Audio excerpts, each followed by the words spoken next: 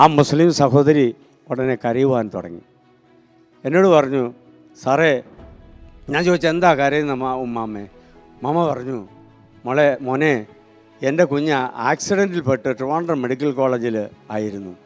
ഞാൻ പല ദിവസങ്ങൾ കൂട്ടിരുന്നു. കൈകാലുകൾ ചലിക്കുക എന്ന് കാണുവാൻ കഴിയുമോ എന്ന് തന്നെ വിശ്വസിച്ചില്ല. ഡോക്ടർ പറഞ്ഞു നിങ്ങൾ വീട്ടിൽ കൊണ്ടുപോയിക്കോളാൻ പറഞ്ഞു. ആ മാതാവ് വളരെയധികം തളർന്നു പോകുന്ന അനുഭവത്തിലേക്ക് പോയി. ഉച്ച സമയത്ത് ഭക്ഷണം കഴിക്കുവാനായിട്ട് പോയി തിരിച്ചു വന്നപ്പോൾ ആ കസാരയിൽ ഒരു ലഘുലേഖ കിടന്നു. നമ്മുടെ കോവിഡിൻ്റെ സമയത്തും സുവിശേഷ ലഘുലേഖകൾ കൊണ്ടു കൊടുത്തവർക്കായി ഞാൻ ദൈവത്തെ സ്തുതിക്കുന്നു. ആ ലഘുലേഖയിൽ ഇപ്രകാരം എഴുതിയിരുന്നു, ഉയർത്തെഴുന്നേറ്റ യേശു നിൻ്റെ ജീവിതത്തിൽ അത്ഭുതം ചെയ്യുവാൻ കഴിയും.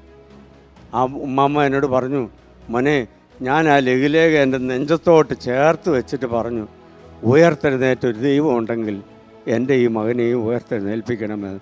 ഒരു മാതാവിന് മാത്രമേ ഒരു കുഞ്ഞിനെക്കുറിച്ചുള്ള വേദനയുള്ളൂ. അന്ന് വൈകിട്ട് ആ കുഞ്ഞിൻ്റെ കണ്ണുകൾ തുറന്നു. ഒരാഴ്ചക്കുള്ളിൽ ചെറിയ ഫിസിയോതെറാപ്പി കഴിഞ്ഞ് ആ മകന് ഇറങ്ങി നടക്കുവാൻ ദൈവം ഇടയാക്കി. എന്നോട് പറഞ്ഞു, ആ സാറിൻ്റെ മകൻ്റെ ഭാര്യയാണ് സാറിപ്പോൾ എക്സാം ചെയ്യുന്നതെന്ന് പറഞ്ഞു. തളരുന്നവരെ ആശ്വസിപ്പിക്കുവാൻ നമ്മളൊരിക്കലും മറക്കരുത്. തളരാതെ ദൈവം കാത്തു പരിപാലിക്കുന്നത് നിങ്ങളുടെ കാലിനൊരു ശക്തി ദൈവം തരുന്നത് കൊണ്ടാണ്.